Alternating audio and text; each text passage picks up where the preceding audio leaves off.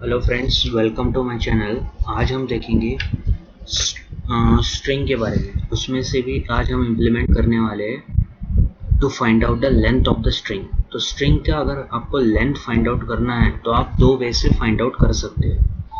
एक है with the string function और दूसरा है विदाउट स्ट्रिंग फंक्शन। तो चलिए हम इम्प्लीमेंट करते हैं।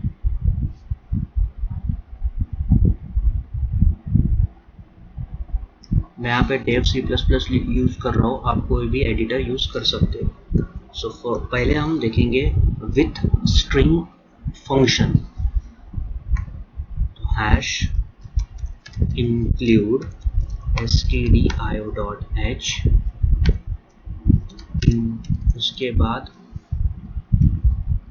Integer main.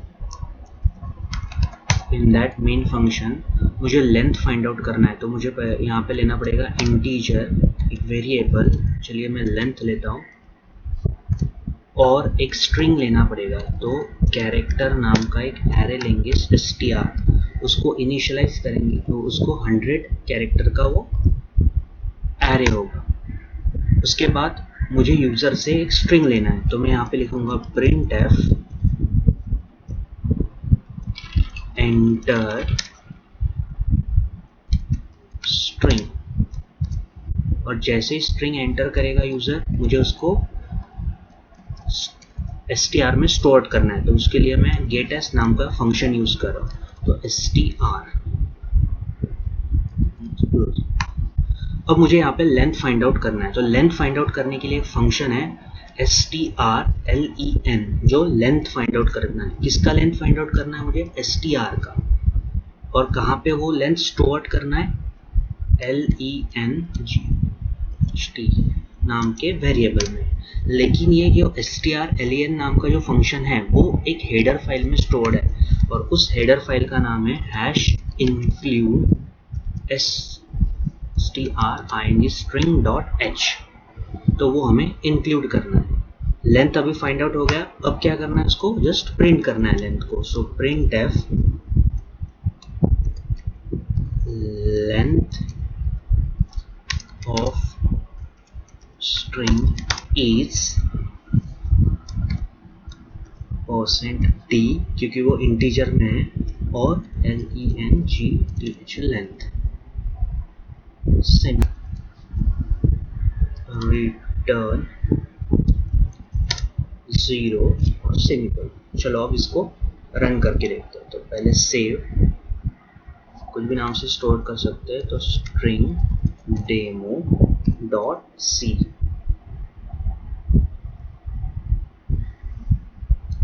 कंपाइल, और उसके बाद रन। तो अभी एक स्ट्रिंग में देता हूँ, hi this is C program name, enter. तो देखिए ये कितने का है? 24 कैरेक्टर का। अगर चाहे तो आप इसको गिन सकते हो। तो इस तरीके से आप लेंथ निकाल सकते हैं।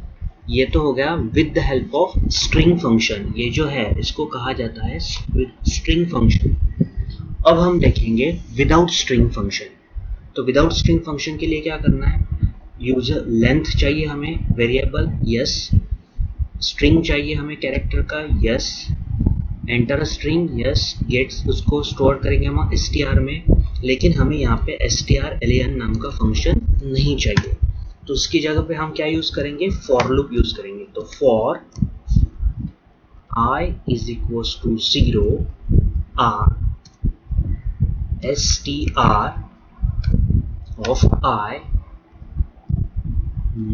not equal to \0 semicolon i plus plus. अगर आपने मेरा प्रीवियस वीडियो देखा है तो मैंने उसमें आपको बोला है कि ये जो \0 है, जो भी आप स्ट्रिंग एंटर करते हो तो उसके लास्ट में क्या स्टोर होता है? \0। तो हमें क्या करना है? लेंथ फाइंड आउट करना है। तो सपोज आपने दिया इंडिया, तो इंडिया में 5 अल्फाबेट्स है, तो लास्ट में 5 अल्फाबेट होने के बाद 6 पोजीशन पे ये \0 स्टोर हो जाएगा। तो हमें वहां तक जाना है। सो यहाँ पे लेंथ प्लस प्लस, लेकिन मैंने i को डिक्लेयर नहीं किया, तो मैं यहाँ पे आई को कॉमा करके डिक्लेयर करता हूँ। और एक बात, हमें यहाँ पे प्लस प्लस करना है, तो हमारा जो लेंथ है वो इनिशियलाइज होना चाहिए 0 से, ठीक है। बाकी सब वैसे का वैसे है। तो चलिए इसको सेव और इसको कंपाइल करते हैं, कंपाइल रन। तो मैं एक सिंपल देता हूँ, इंडिया 5 कैरेक्टर का है, 5 अल्फाबेट्स का है, ठीक है। तो इस तरीके से आप विदाउट यूजिंग स्ट्रिंग फंक्शन भी आप लेंथ को कैलकुलेट कर सकते हो।